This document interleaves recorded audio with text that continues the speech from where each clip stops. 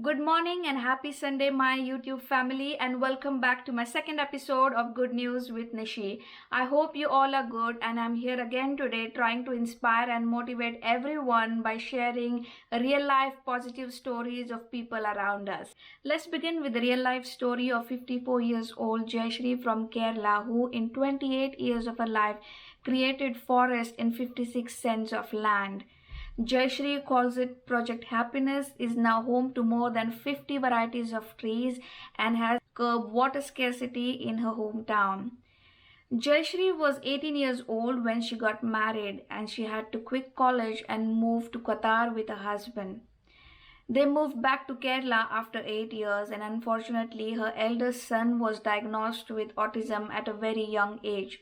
Later, her husband passed away at the age of 55, and Jayashree and both her sons were heartbroken. This is when Jayashree invested most of her time in building this forest. She says it is a source of positivity and it made her feel alive again, and hence she calls it Project Happiness. Although many villagers and relatives were not quite happy with this idea of growing a forest, today it has benefited the entire village to a great extent.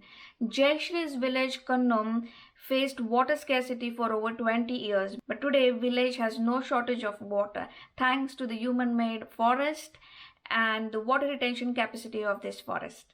I found this story very inspiring and worth sharing with everyone through my YouTube channel. It is a great thing to see someone has fallen so hard and without any support she manages to lift herself up and do something great. I can only say that when you are at the lowest phase of your life, try to invest your time doing something that makes you happy and do not worry about the results, because at the end your life matters the most. If you see around, I'm sure there are at least 5 people in your life that loves you the most and they need you. Moving on to our next news from Kalyan city in Thane district of Maharashtra state, a guy named Nilesh Jagdare went to see his aunt, and while returning at night he found a wallet on the road which had 6,060 rupees in it, and instead of keeping that wallet with him, he opened the wallet and managed to find out few contact numbers. He dialed all the numbers and managed to find out a person who had lost this wallet. Mr. Vishal Darvi, who is a driver and sells vegetable on the small vegetable vending cart, whose wife is hospitalized and he lost the wallet at the same time, who was in need of money.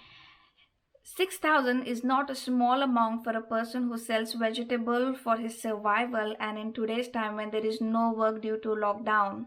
I'm really happy to share Mr. Nilesh Jagdare's photograph. And the second picture is while Nilesh Jagdare handing over the wallet to Mr. Vishal Darvi. I'm sure like Nilesh Jagdare, many of us have found out missing things on the roads or on public transport. And most of the times it's not possible to reach the owner. But who knows, if you try hard, you might reach the owner as well. I personally found this story very inspiring, and the next time if you find anything on the road or on the bus or anywhere, just try harder and see if you can reach that person. Who knows if that person is in need.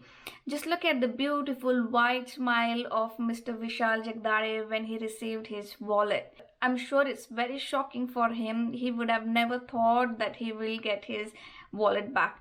The next news is of someone who's related to me from England. My very close friend's mom passed away in February this year, and as usual my friend and her family went to see their mother's grave in the graveyard and came across a random lady who had came to visit her own relative's grave, and along with her own relative's grave she got placed tiles on all the 4 sides of my friend's mother's grave and sealed it with cement and made it look so neat and tidy.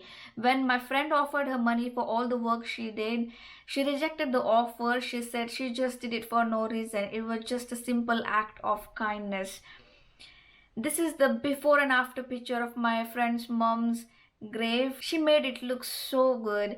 My friend's mom, whom I called Ammi, I knew her personally. She was such a lovely, caring and helpful person, and it is really emotional to see a random person showing love for her. And now I believe it more, what you give, you get. In a world where we are often rushing and preoccupied with life's event, a simple choice, a simple act of kindness can have a huge impact. What goes around comes around. Kindness brings happiness not just to others but back to you too, and has proven to inspire others to follow in your footsteps. Here's the last positive news for today and one of the best news so far. Organ donation will be automatic in England unless someone opt out in the new law that has came into effect since May 2020 and could save up to 700 lives in a year. It is not even a month since the new law has came into effect and there are already 4 people whose life have been touched by this new transplant scheme. From May 2020 onwards, all adults in England will be deemed to have given consent to donate their organs unless they have opt out or are included in excluded groups. The new law known as Max and Kiara's law are named after 2 children. 9 years old Kiara saved lives of 4 people including that of Max Johnson.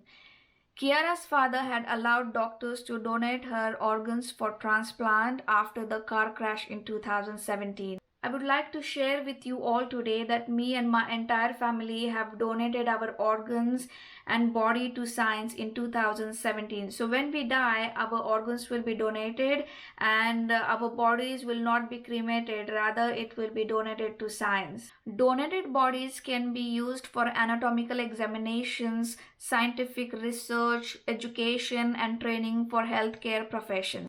By donating body and tissues after you die, you are able to save or improve as many as 75 lives. So me and my family believes that donating body is a unique and valuable way of making difference in someone's life while benefiting medical research.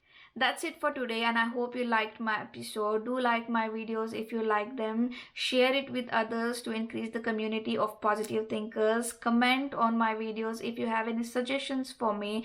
Do share your stories with me so that I can share it with others in my next episodes. And if you're watching this video for the first time, do subscribe my channel for more videos. See you again next Sunday in my next episode of Good News with Nishi. Stay connected, stay safe.